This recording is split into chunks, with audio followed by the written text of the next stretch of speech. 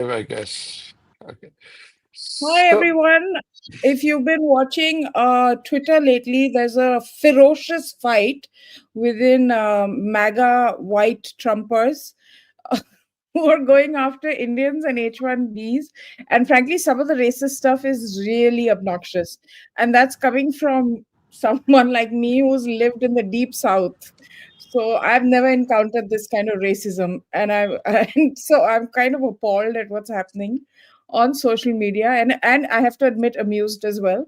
But I'm joined by a very good panel here, the usual suspects, including USA for White Americans, Brown Filth Out, very clear on his stance, Abhijit Iyer Mitra, and Pallavi Ghosh, and of course, Sandeep Ghosh. So let's get into it. There's this,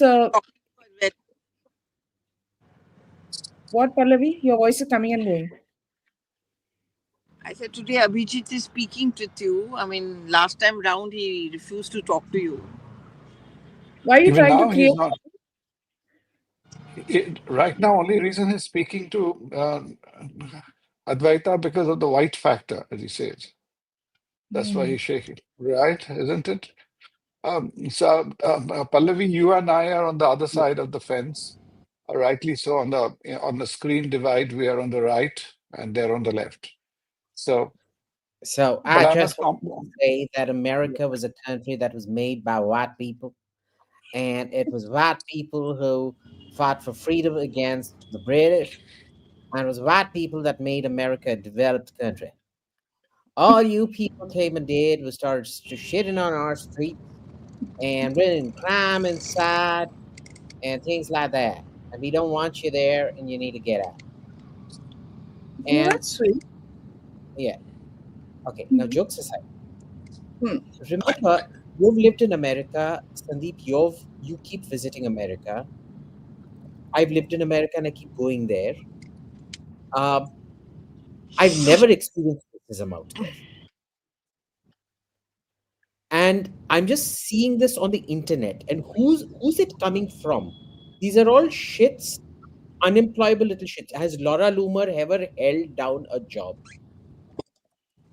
Hmm. No, right? These are all sour grapes who have been used by MAGA and then conveniently discarded as is their want, who have a very high opinion of themselves and have not made it to the cabinet. Because Trump is stuffing his entire team with Indians and Hindus, and they don't like it. So when they Hmm. say that, I can show you all these stats, of course, which will show you that no American jobs were stolen.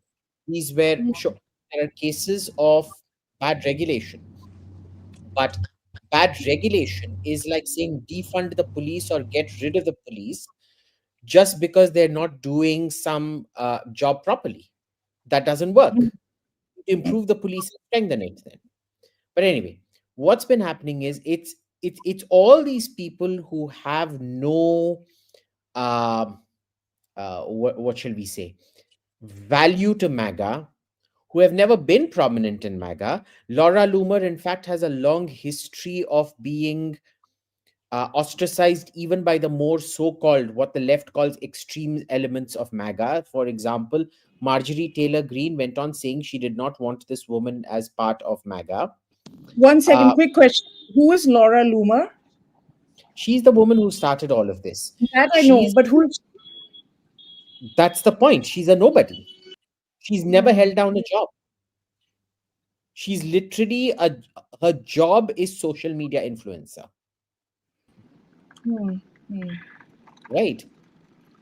So look, this is gonna happen, and everybody else has jumped onto the bandwagon because they realize that engagement farming on Twitter is very profitable. One of the reasons Elon got rid of Laura Loomer's blue tick and a subscription was so that she could not engagement farm and make profit out of this shit. Is that fair though, Abhijit? Is I that don't think fair? it. I don't think it is. I think if I think we need to hear all sides. I don't think racists should have their blue ticks taken out. If Hmm. they want to make a living out of it, they should be allowed to make their living out of it. unless you're calling for violence specifically. You call me a street shitter, you call me a faggot, you call me a byproduct of incest. No, you don't deserve to get your blue tick taken away. No. Hmm. Hmm. Hmm. But the other accusation, Sandeep, is that this H1B thing is a scam, and people are using it to get into the US, etc., etc., and it is disproportionately being used by Indians. What do you make of this accusation? I think, Indians are a soft target because I think we generally threaten probably the higher end jobs. The issue is much more with other, I think, countries and nationalities. Indians, I don't find, as Abhijit said, first of all, in my limited judgment, I don't find racism against actually people who are Indians who are doing an honest job and earning. I think they're respected. Unlike, I think there used to be far greater racism against Indians in European countries, or at point in time, let's say even in the UK. Hmm. When you were made to feel really like second-class citizens, you had the colonial hangover. You don't have this. Only places where I have heard and seen in certain cases is some of this rubs onto schools. So in the schools and in those sections, sometimes the kids are impressionable. Maybe there is some talk which is happening in the family circle, so they feel face a little bit of backlash. But per se, H1B people who are going for taking jobs which are respectable jobs, which are genuine jobs, I don't think they face that. And otherwise, it's not like people going H1B to the US are going like people used to go for cheap labor to some of the Gulf countries earlier, where they used to go through a lot of hardship and actually treated quite poorly.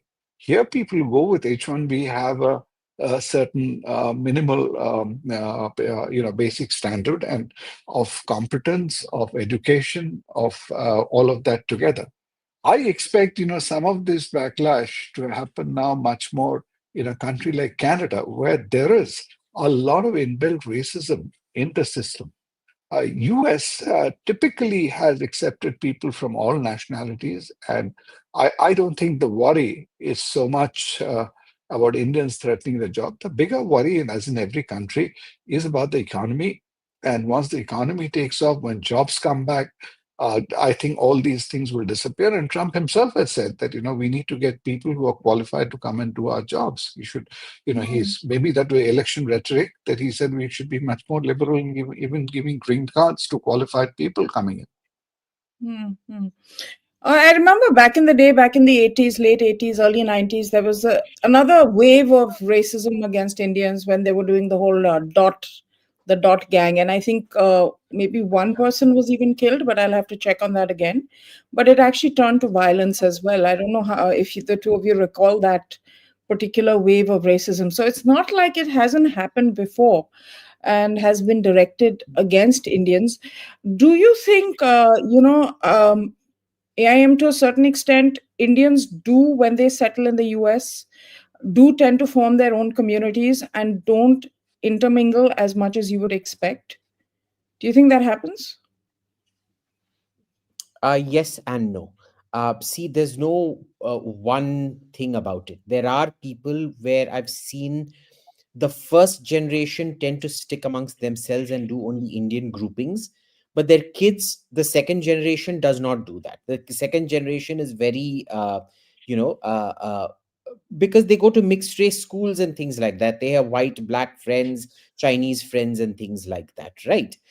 So no, I actually don't find that. I- I'm very hard pressed to tell a single person I know who's a second generation American who's stuck to, a ghetto. Now, when we talk about Indian ghettos, we also need to understand they're very different. So, for example, Palo Alto, you could say, is an Indian ghetto. Why? Because it's a good, high income neighborhood where Indians want their kids to, and there you send your kids to public school. Your school district, you actually buy houses based on how good the school is and to go to a good school district. And Indians tend to ghettoize in those good school districts because obviously, I mean, every Indian parent wants to send the only consideration when you're a kid is mera bacha acha school jaye, acha college jaye, right? So that's exactly what happens out there. So, and even when you talk about Indian ghettoization, it's not even a ghetto in the normal sense of the term. It's an accretion of Indians in the higher income neighborhoods, unlike, say, Canada, which does have ghettos. So, for example, Brampton and Surrey are absolute ghettos. Hmm. Of course, what people don't talk about, Again, the Pakistani and Bangladeshi ghettos in Canada are far worse than yeah, Brampton or Surrey. there's a British reflection. What I was talking about, what UK Hmm. used to be earlier. If you were to go into London, in the Hmm. US, Advaita, in my limited experience, I have seen, like Abhijit was saying, there are three real generations of Indians who've gone there. There's a first generation of Indians who went in the 60s and 70s. Strangely, a lot of these people were quite highly qualified. They were engineers from big school, yeah, colleges, etc. But they went there essentially for blue collar jobs. They went because there was an arbitrage on the dollar and the salary, the kind of jobs they would have got here between, even if they took jobs in that country. And then there was a real pushback in terms of displacement. So a lot of the people I know firsthand of Bengali engineers and all from some very good colleges who went there, and they had to suppress their degrees and take jobs, which was far below what they deserve. And these people went on, they hit a glass ceiling at a point, and they remain, and they move around, not exactly in a ghetto, but they move around within their circle. They'll travel 100 miles on a weekend to go and eat some Indian food at somebody's house, and have that and drive back after washing the dishes. That was a different sort of life. Then moved one large section of the academia. People went to study. People who were a large bunch went. They did very well in academia. They got into professional thing, became doctors, became various other things, and along with them. So that was a different. They started making the transition, and then finally came your tech generation.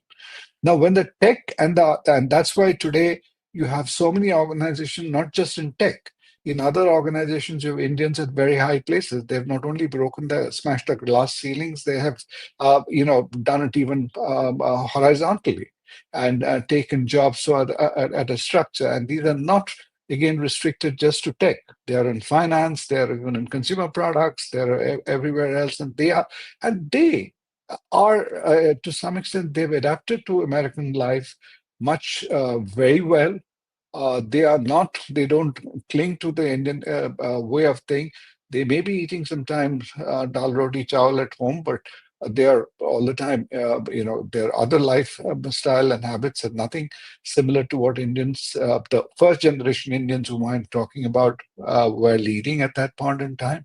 So there are there. But when, as Avijit says, I've heard of these sort of situations when people move into school districts and you have these Indian kids who are dominating in terms of studies because our parents would Well, yeah, teach their I was just wanting to come to that because this is something I've encountered. I mean, out of 15 first cousins, 12 of mine live in the US, right? So this is something I've encountered wherein I see that there is this hyper competitiveness in Indian families and their kids. So when they do go into the public school system, they are, like you had that Dragon Mom thing, the Chinese Dragon Mom book that became a huge bestseller. I think with the Indian psyche, ki danda maro or padho, that kind of gets a little jarring. I've noticed in the, kindergarten, starts in kindergarten and then builds up to like first grade, second grade. Uh, what do you think of AIM? About About this sort of this kind of disconnect also in terms of aspiration, in terms of like Sandeep is rightly saying winning about achievers and things of that spelling sort. bee spelling bee contest. Indians win. They're after you. Everything. I've noticed that when both the husband and wife are second generation Indians, as in born and brought up in America, they still have this thing that my child needs to succeed. Hmm. And they kind of focus them onto STEM, and delayed gratification and things like that. But usually, when there's intermarriage, it's much more laid back. They know the kids will just make it, don't pressure the kids and things like that. Uh, and they'll happily allow their kids to go into the arts and things like that. In fact, most of the people I know in the arts are, in fact, professors who immigrate out of here and join the arts out there. Hmm. Other than that, literally every single one of my cousins out there, save one who does movies in Hollywood, Oh. is in STEM. They're Hmm. every single one of them are in STEM. And Hmm. in their houses, uh, Yeah. they're all this sort of attitude कि मेरा बच्चा humanities नहीं करेगा, science पढ़ेगा, business खोलेगा. They don't have this hang up that नौकरी करेगा or anything, not seek employment, do business. So that mindset has changed. But this Hmm. notion that you should not do STEM, you can become a lawyer or something else, no, you only do STEM. On the other hand, there is the one in Hollywood who's very chilled out. None of these hang-ups and things like that. Uh, doesn't want to have kids. It's a you can't stereotype. Stereotypes always break apart. Hmm. There's no such thing as a stereotype out there. Hmm. Hmm. For But there's every almost they almost seem like an inevitability to this, right? But what's really sort of dumb, I think, of the MAGA, and I don't think you should call them rednecks, because I've lived around a lot of rednecks, and trust me, rednecks are actually not even extremely that. sweet people. Yeah, They're, they're not they're like very this. decent. They're not racist. Exactly. So I Extremely think this helpful. whole redneck stereotype that people are using is also not fair, because having lived with rednecks, around rednecks, I mean, they're not like this. This is They're not. obviously coming from a deep level of frustration, and So, like I I guess. said, it's coming from two people, two sets of people. One are people who have been left out of MAGA, out of cabinet formation, Hmm. out of any post in government. And the second are some Christian fundamentalists who have decided that, if you worship naked ladies, you can't be in the West. If you worship many gods or elephant-headed gods, you can't live in the West, etc., etc. Hmm. You get all sorts. So it's the thing is, I can't believe we're even taking this seriously right now, because it's something. It's all. Tell me one person of any substance who has supported the wrong side of the argument on this. It's all two-bit nobodies. I think the only person who was ever in government and supports this now is Steve Bannon. That's it. Hmm. And even Ann Coulter, I mean, although she's not like necessarily been Ann in Coulter government. wasn't even in the first Trump term. She was ignored by Trump completely. Hmm. Hmm. Trump is not a racist. Trump is that typical New York sarcastic, where, like, tell me, Advaita, how many times have you been with American friends? And it's very, once you reach a kind of comfort zone, they will make brown people jokes, you'll make redneck jokes, and you all drink a beer and laugh. You go over to each other's houses once you reach a certain comfort zone, right? Uh, Trump is that kind of guy. You can make stereotypical jokes without being a racist. Oh yeah, oh yeah. I mean, I remember my friends, every time we drive by a cow, they'd go, look at that dinner, because I Uh, wouldn't touch beef. So I mean, yeah, and sure. for example, the worst Holocaust jokes I've heard are driving in Israel. And I'm like, dude, I was feeling outraged because I was like, dude, I don't think you're meant to say crap like that. Hmm. Right. So it's But just one of those. how much of this is also stem from the fact that, look, Elon Musk is also an H1B guy, right? Technically. He's South African. He's moved there. He's done exceedingly well. He's become the richest man in the world. He's Trump's best buddy now. Just risen crazy, crazy rise. So, how much of this is a resentment of the fact that okay, we can go out with the obvious targets because they're brown, and Resentment of everyone who is either hmm, an H1B or the son of or daughter of an H1B, as the case may be. Remember, the thing that triggered it was Sri Ram Krishnan, hmm. Why? right? Uh, because he's an easy target. He looks like Frankenstein. Oh God, stop. No, he's got a weird head. So he was a very easy target to go after. And they chose the wrong target because he was the most qualified target to go after. He has a PhD and shit like that. Hmm. Right. So remember, they more than Elon Musk. Elon's taken this very personally because he's an H1B, Hmm. but it's targeted against Indians and Hindus specifically because you look at Kash Patel, you look at Vivek Ramaswamy, you look at Sri Ram Krishnan, you look at We'll well, see. Although she's not Indian, but she's Hindu. she's Hindu, but she doesn't count. You look at any of these people. Uh, there are basically too many Hindus and too many people of Indian origin in the cabinet as far as these guys are concerned. Hmm. They But want America white identity. And there's a reason for it. Remember, the Latinos and blacks completely dominate the Democratic Party. So Indians were in direct conflict with Latinos and blacks to rise up the ranks of the Democratic Party, even though they overwhelmingly vote Democrat. The hmm. Republicans found it the easiest to recruit Indians, and the Indians started. That is why the first two governors, Nikki Haley and Bobby Jindal, came out of the Republicans, not out of the Democrats. Hmm. I think the Democrats are yet to have an Indian governor, Indian Yes. origin. Rather. They're yet to have one. But the other thing is, the sort of virulence of this attack, one has not seen towards any other immigrant community in the way one is seeing it right now against H1B. And it's not like only Indians get H1Bs, right? There's a whole bunch of other people who do. Remember, I want to point out there's a qualified difference between the left, whose big personalities attack Hindus and Hindutva, Hmm.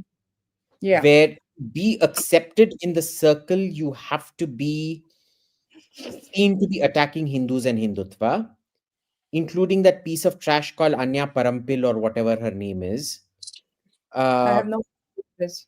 yes, some dumb Mallu who has more facial hair than most Mallu men have. And there's the Republican side, where you're looking at all these fringe elements attack Hmm. Indians who have been declared persona non grata and untouchable within the Republican Party. And the worst part is that it's all that left trash, the high intellectual trash, who are tagging onto these attacks by saying, oh, let's talk about Hindutva. More of all the casteism and this and that, and the street shitting and the lack of hygiene and what have you. But, but, but Advaita, maybe I have a very small kind of interaction with population. In the US, the people I know and the people I talk to, they hardly get onto Twitter. Whether it is Americans, white Americans, or people there, or even the Indian community, I think much of this thing is happening in this whole political echo chambers and amplified by the talk in India and in our Indian social media system. Because you'll find from here there'll be some kind of inferences or connections drawn with Modi, BJP government, and how despite Modi saying he's close to Trump or people doing that, Indians are still facing this backlash, and how India's, therefore, equity is not good with them, and blah, blah, blah. All that will happen. I'm not too sure whether how much of this heat is being actually felt by people on the ground, the Indian community. I have so far, in my interaction with a few people, even while being in India, talking to them, I've not heard anybody raise this alarm. Yeah, no, no. It's actually a Twitter phenomena. And frankly, I mean, Facebook, most people, most of my friends, college friends, and all are on Facebook. And I made the mistake of tweeting about Trump there. And most of my friends are like one of them is like actually Antifa. So came down hard on me on Twitter, on Facebook. So I just deleted it and I said, I'm just going to post happy greetings and festival greetings on there. So not much out there, because if they had been on Twitter, most of them would know exactly what my position was on things. So yeah, you're right. There's not much of a Twitter penetration in that sense amongst a certain demographic. It's more like Facebook and things like that. Well, like here as well, even in India, I mean, it's mostly us, like political watchers and talking heads and people like that, who are on Twitter, not the general public as such. And that's why I always feel like Twitter is this microcosm of its own, right? It has its own scandals and debates, and the real world is just getting along as normal. And I think that, and I really think this is a flash in the pan when it comes to this No, whole. only with the only kind of difference, I would say, some of our so-called H1B aspirants, I think some of those people are on Twitter, and you could be creating some amount of panic among that lot, because that's where a lot of gossip happens, and the word of mouth spreads, and people say, "Hey, have you looked at Facebook this or Twitter this? What's happening?" And Mm. that kind of scare does happen. And it would be important as to how people who are already there in the H1 with H1B visas, what is the kind of messages they are sending back home. I would Mm. be more watching that more closely than what is We happening just in got this one larger message. universe. We just got one message from a viewer who says he's an Indian who's in the tech industry in US, and in the US in the tech industry, hate against Indians is pretty rampant. Of course, this is anecdotal and his experience. But I wouldn't necessarily be surprised if that was the case. I mean, you hear that a lot about a lot of communities actually in the US. I mean, you hear that about WASPs, for example, where there's resentment towards them. I mean, my very close friend who's a white American, probably my best friend, he tells me that he hasn't felt more targeted and burdened than he does at the present time, just for being male and being white. There are different segments of society that do go through this in the US, being a very vibrant and diverse society.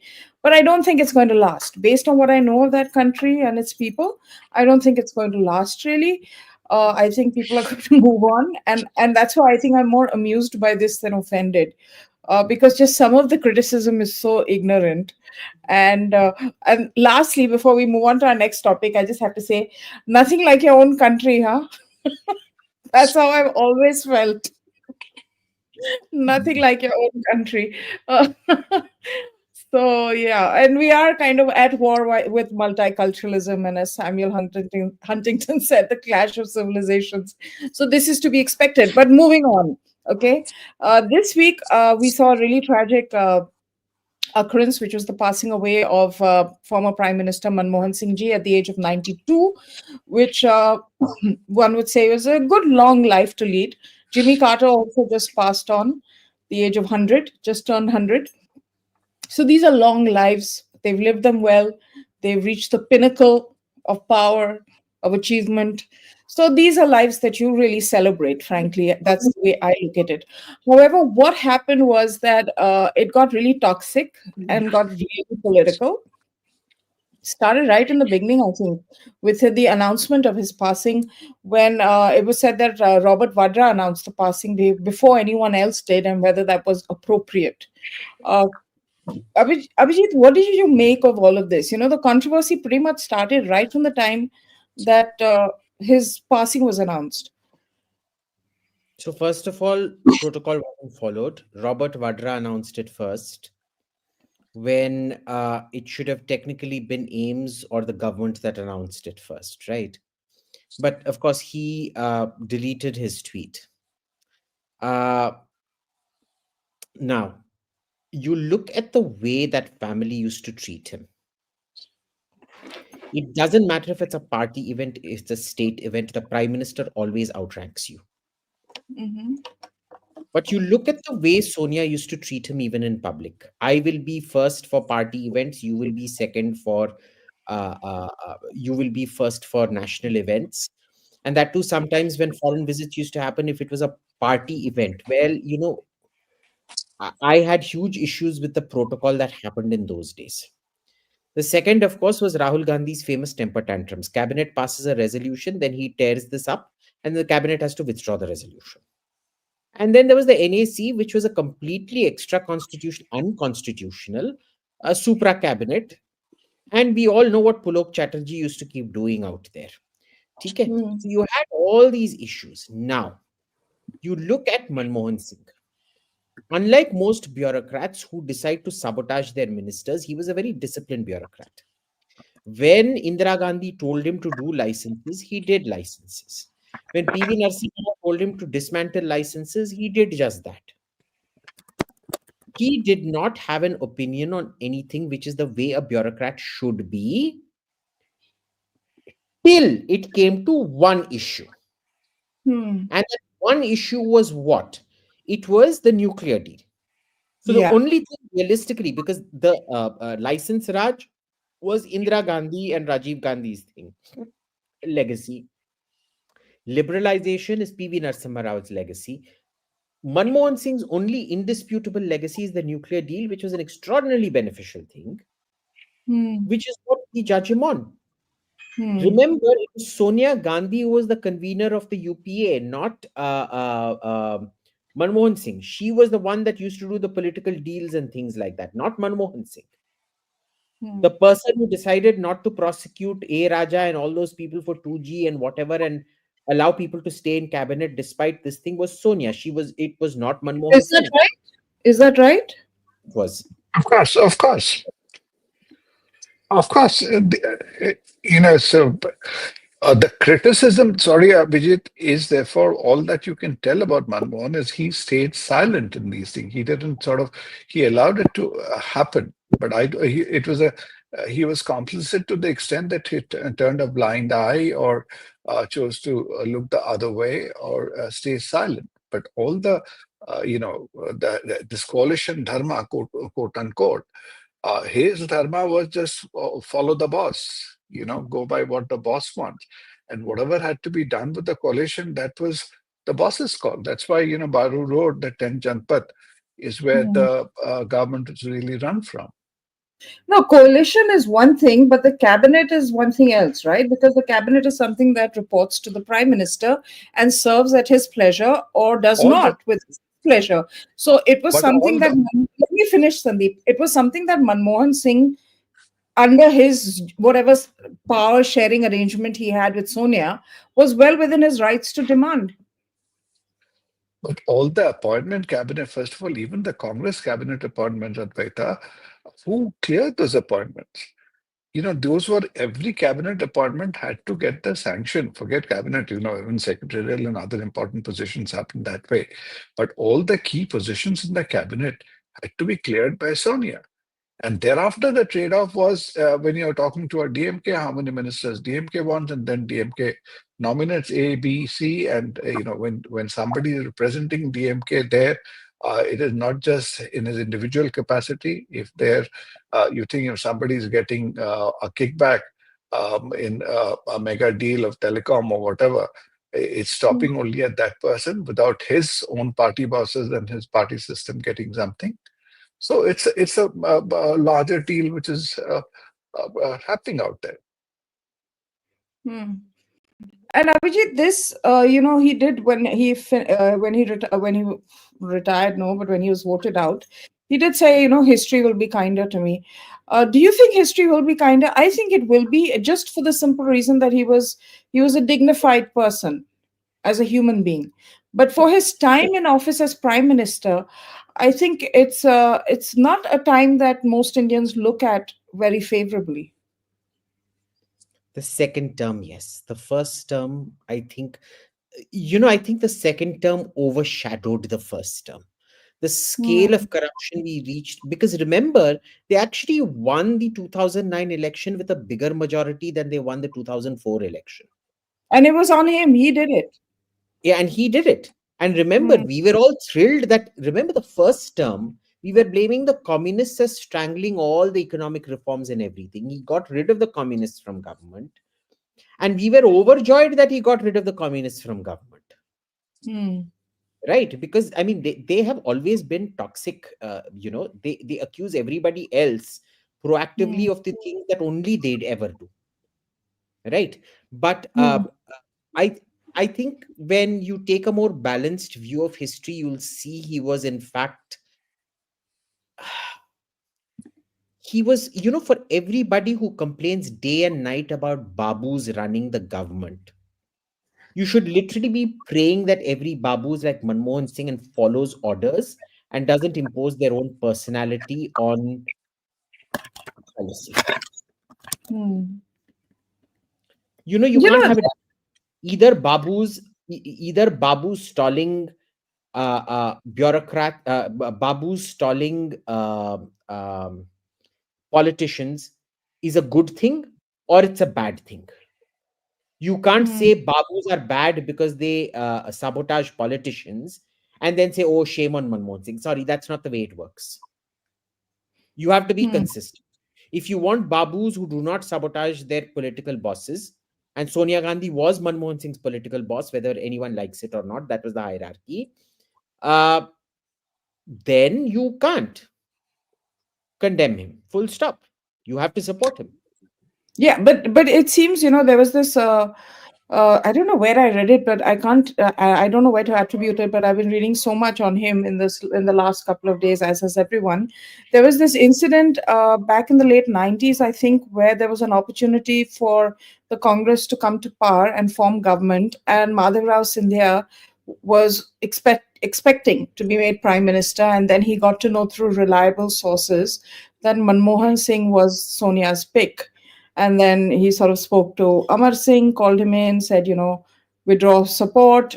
Support was withdrawn, new election, Vajpayee won, etc. This was the story that I read. So my point is that Manmohan Singh was quite the pick even back then. It wasn't something that just happened in 2004.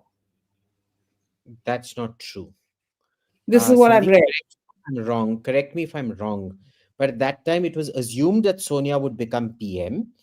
But even if she had chosen Manmohan, that isn't what triggered Mulayam Singh Yadav. What triggered it was that presumptuous 272 that Sonia Gandhi promised his support without working for his support.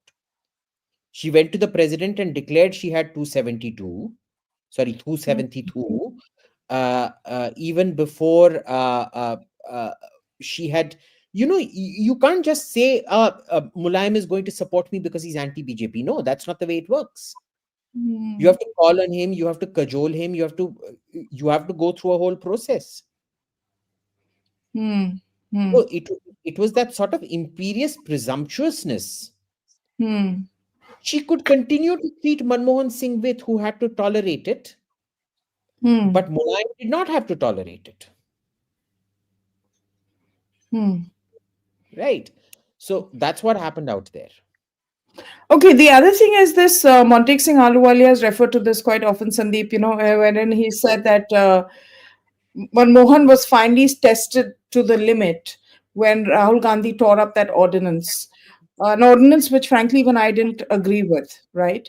But in either case, maybe he didn't go about it the right way. But he was ready to quit, and he asked Montek Singh Ahluwalia, "Should I resign?" Why do you think he, kind of even at that stage didn't figure that this was now getting to a point where he was being completely disrespected, not so much even him personally, but the office of the prime minister was being disrespected? I think that's where, is the mental makeup of the person. If you have been, as you said, a bureaucrat who is used to uh, just for towing the line, you develop a certain amount of stoicism, I think, which gets into your thing, and then you start looking at a larger connotation. that why should I? My term is already over, and why do I rock the boat? And why do I make a big deal? Let me make a quiet exit. Yeah. Here, but like Montek Singh Ahluwalia, T.N. Nainan, if you read somebody I respect a great deal, he had told T.N. Nainan has written. He had told T.N. Nainan, "I don't have any political ambition." Now, T.N. Nainan thought that was a very odd thing for a prime minister to say, but that was his mental makeup. Yeah, that he could have been tested to the extreme, but I don't think he really was the kind of person who would have done it. And that's my biggest crib about Manmohan, which I have written in the Orbit piece, which in one of my Orbit pieces, which I wrote for the first post. He really was a person who could walk away anytime from the whole thing because he didn't have any such personal stakes. And that he didn't do. We call this in the corporate world the self-confident integrity. When there was this kind of corruption happening or when there were things happening, he could have easily, without making a fuss, he could have just told the boss that, okay, I've had enough now. I would like to move on.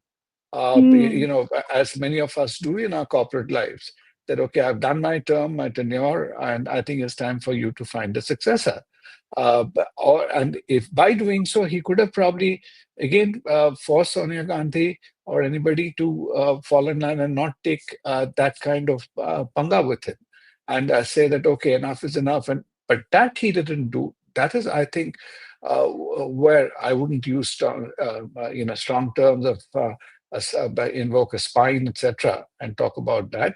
But I think it was his mental makeup of being a career bureaucrat who was used to, he has served, as somebody said, the extremes of letting Indira Gandhi impose 95% tax or to extreme license control Raj to the other end.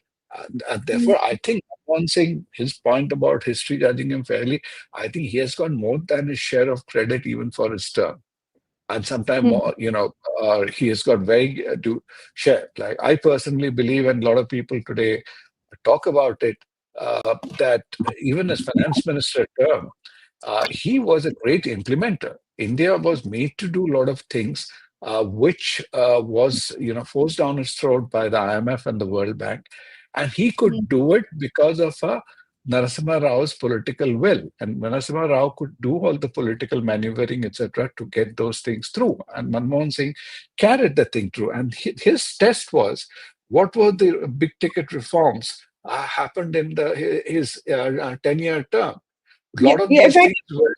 if I can just come in here, do you think that his ability to execute those reforms and take India down that path was because he was merely executing? He wasn't taking decisions. Was it true that maybe he faltered when it came to taking big decisions? He didn't have that confidence, being a career technocrat. No, second time around, therefore, Advaita, because he lacked that ability for political maneuvering, or he lacked also the power what would have called for, to do the trade-offs, etc. He had to either depend on the people like Pranab Mukherjee or others to do the political wheeling dealing with other parties, or wait for Sonia Gandhi's sanction. But if he was not there, Narasimha Rao, who, if he thought at that point in time, if he thought something was right, that he would have done his own political negotiations, be it with the left or be it with anybody else, and got certain reform things through. So while everybody says that about that Manmohan Singh is really the father of Indian reforms, a gap of his coming back after 15 years is a very good time gap when you should have happened. The second wave of reform should have happened then. It was ideal that it should have happened then. Instead, I think the country was pushed down a lot more on the leftist and the populist path of those development economics rather than making the big ticket changes, even on things like retail. There was a lot of talk at that point in time. I remember about the retail liberalization in retail sector, farm sector. None of them he could pull through. Okay, and now just moving on very quickly before we wrap this up, Abhijit. Pakistan and Afghanistan at it. They were announced a temporary truce. Where do you think this is heading, and how long will the truce last? I don't think it's going to last long. कौन सा truce? Pakistan and Afghanistan. कौन सा truce? कहाँ truce है? कब truce है?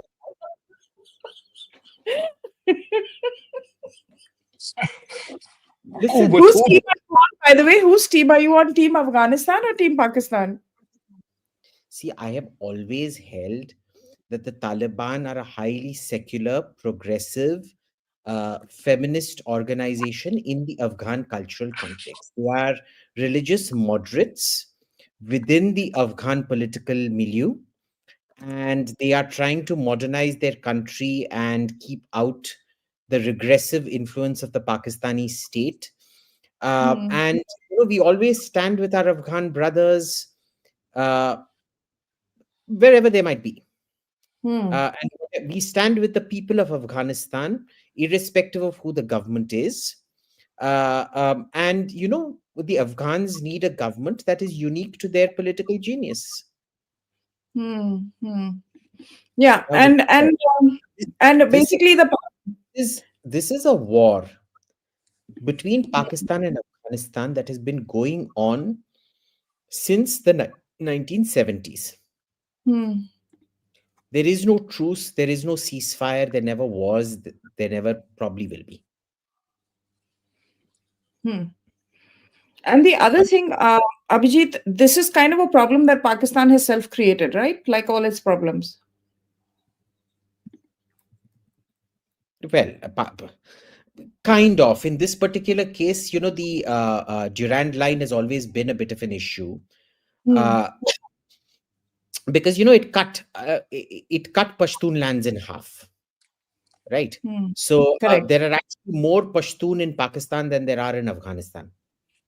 So it becomes there is historical baggage, but Pakistan certainly exacerbated its own problems.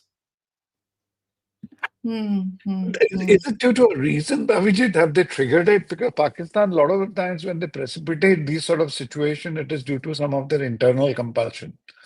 Is it has it been created or manufactured, or this is something which happened due to natural forces or circumstances?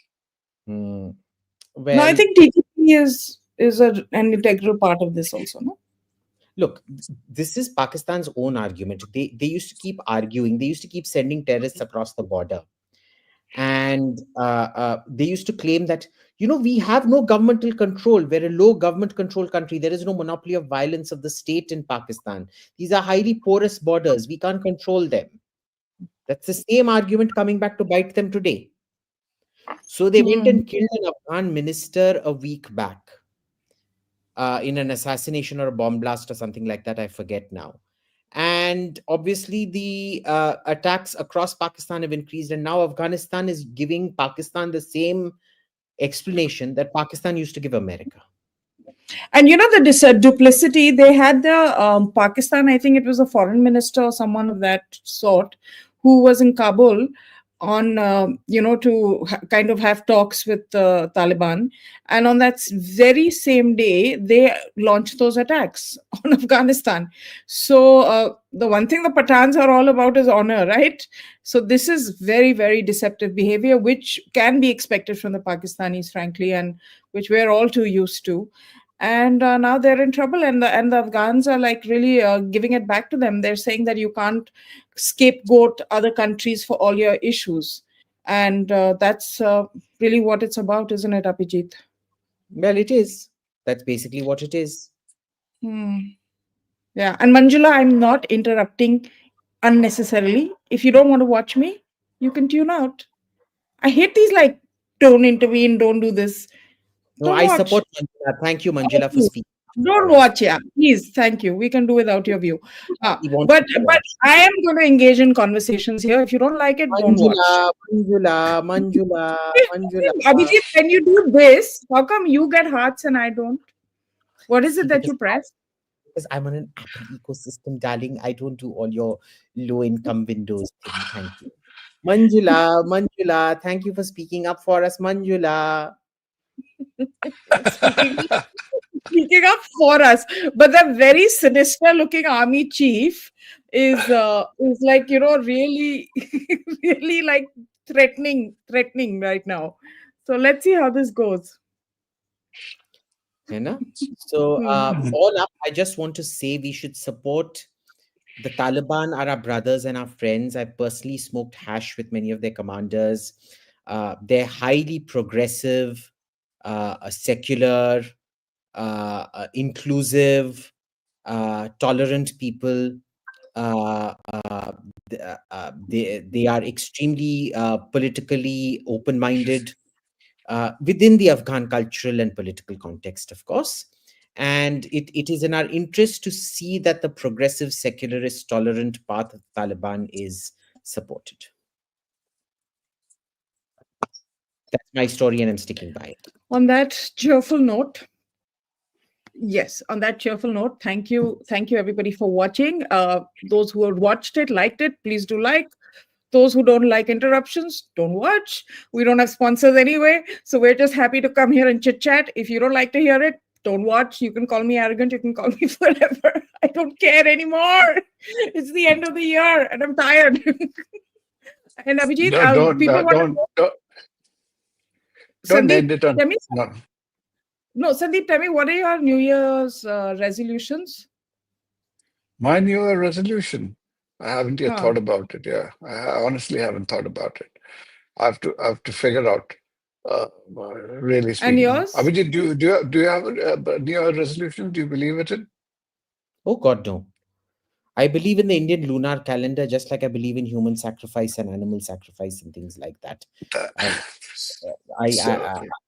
So yeah, I refuse to follow these. What are the New Year and what are I don't follow all these. I don't follow all these Semitic,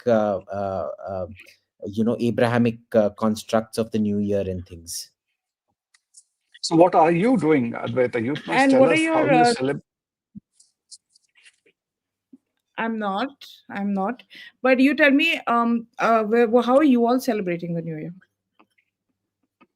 Again, we don't celebrate New Year. At least I don't. I'm traveling just because nobody else is working, so I'm making use of this period to travel a bit and touching a few points which were I was supposed to do long ago, meeting friends and a couple of semi-social calls. But other than that, no special celebration. Too old for that, Advaita, to do those late night parties and the rest of it. Well, you come to Delhi for my birthday celebration. I'll have a birthday party. Your birthday keeps shifting. That's the whole problem, Advaita. Yeah, every year, every month. I don't know whether you follow the time I met her, she told me she was 26 years old. Then when it suits her, when she wanted to get into a 30 plus bar, she said, I'm 36 years old. Then when she wanted to get into watch a cartoon movie, she said, I'm sweet 16. Now you decide what it is. And once she promises to take us to Maldives, now she says she wants to go to Vietnam because her her fanboy is going there. Is Rahul Gandhi actually in Vietnam? That Pallavi Ghosh should know. Unfortunately, she has ducked and ditched after making that. Frankly, so what if he is in Vietnam, right? So what? That is absolutely true. But you wanted to go and be in Vietnam at the same time. That's what we were asking. No, why do you? Now don't interrupt unnecessarily. Where are you, Manjula? Are you seeing Sandeep's interruptions? Okay. What about you? Abhijit is going. He doesn't know why he's in Vietnam or not, and doesn't want to discuss it either. I don't think it's worth discussing either. We're used to it. He travels. Okay, get over it, India. Have a great New Year. We will be back soon. And in the new year, I don't think we're doing anything tomorrow, right? So we'll see you in the new year. And thank you, everybody. And bye for now. Take care of yourselves. Yeah. You in the new year. All the best. All the best to everyone. Bye. Bye.